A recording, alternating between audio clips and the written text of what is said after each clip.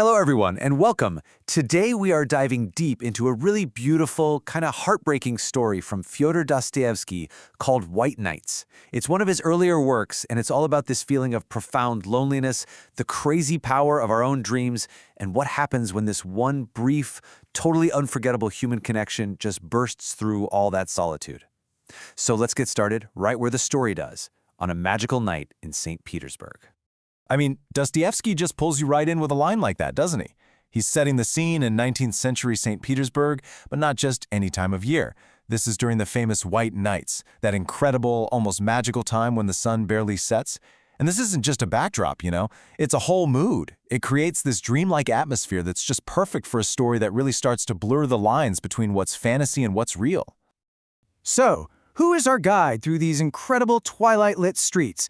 Well, we meet our protagonist, and he's basically a complete stranger in his own city.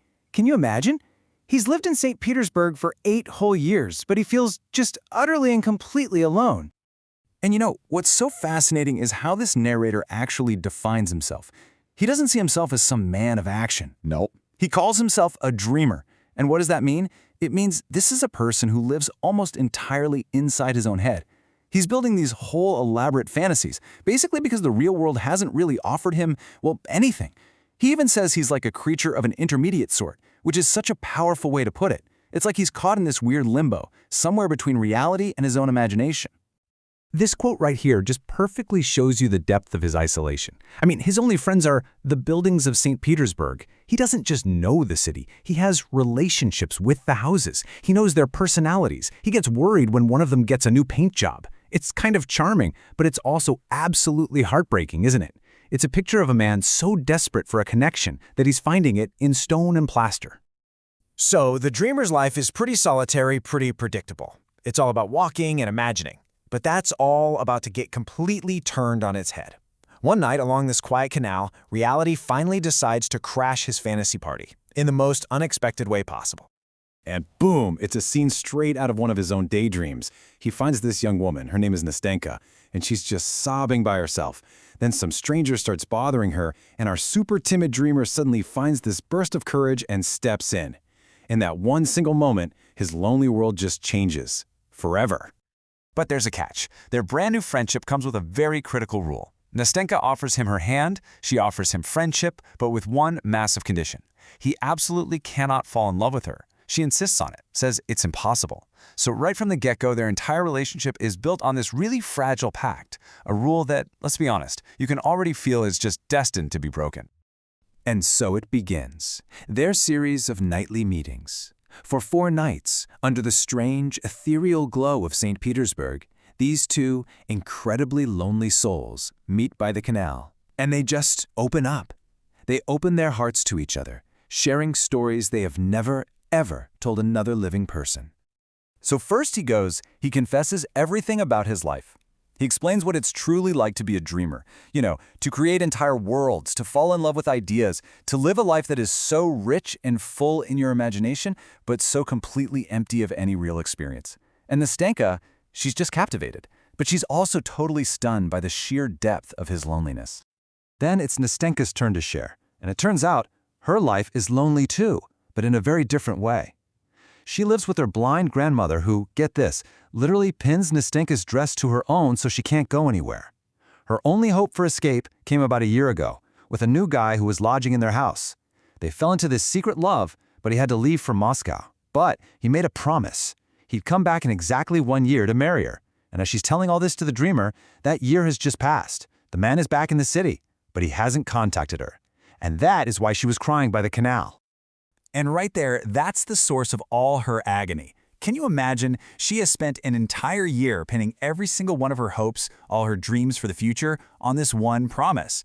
And now, at the moment of truth, there's just silence. The waiting is just unbearable, and our dreamer becomes the only person she can talk to, her confidant in all this painful suspense.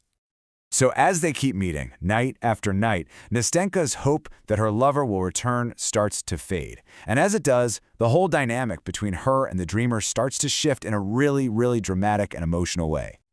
Okay, so her heartbreak pretty much becomes his opportunity. He sees her completely devastated, believing she's been abandoned, and the dreamer, well, he just can't hold it back anymore. He breaks their pact. He confesses that he has fallen deeply, deeply in love with her. And in her moment of vulnerability, Nastenka is just so moved by his devotion. Think about it. She's comparing the man who abandoned her with the man who has stayed right by her side through all of this. And then she makes a choice. She tells him she loves him because he's nobler, and she offers him a future. For our dreamer, a man who has only ever imagined love, this is it. This is the moment his entire fantasy becomes impossibly, breathtakingly real. And this is the moment the entire story just pivots on a dime.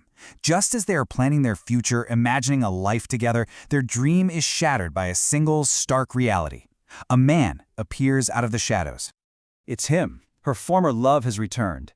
And in an instant, Nastenka is completely torn. She runs to him, but then she rushes back to the dreamer, gives him one final passionate kiss that's part gratitude, part goodbye, and then she disappears forever into the night with the man she truly loves.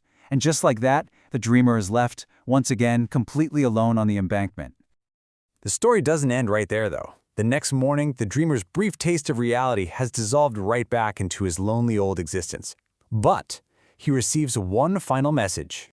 Nastenka sends him a letter, and in it, she's begging for his forgiveness, explaining that her feelings for him were, in her words, just a dream, a mirage, something born out of her own despair. She admits that in that fleeting moment, she deceived them both. But her letter isn't cruel. She thanks him so sincerely for the love he gave her. She acknowledges how profound and real it was. She promises to remember it forever, just like a beautiful dream. So in her own way, she validates his feelings. She validates the connection they shared, even if it was never meant to last.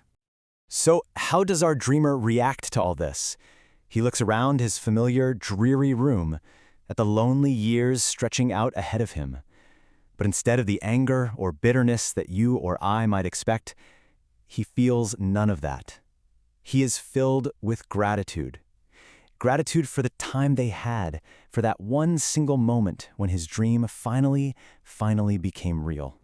Which brings us to the novella's absolutely unforgettable closing line. This is the question Dostoevsky just leaves us hanging with. For a man who has lived his entire life in solitude and fantasy, was that one single perfect moment of real love and connection, was that enough to sustain him for a lifetime? It is just such a profound thought on what happiness really is, the power of memory, and what it truly means to have lived at all.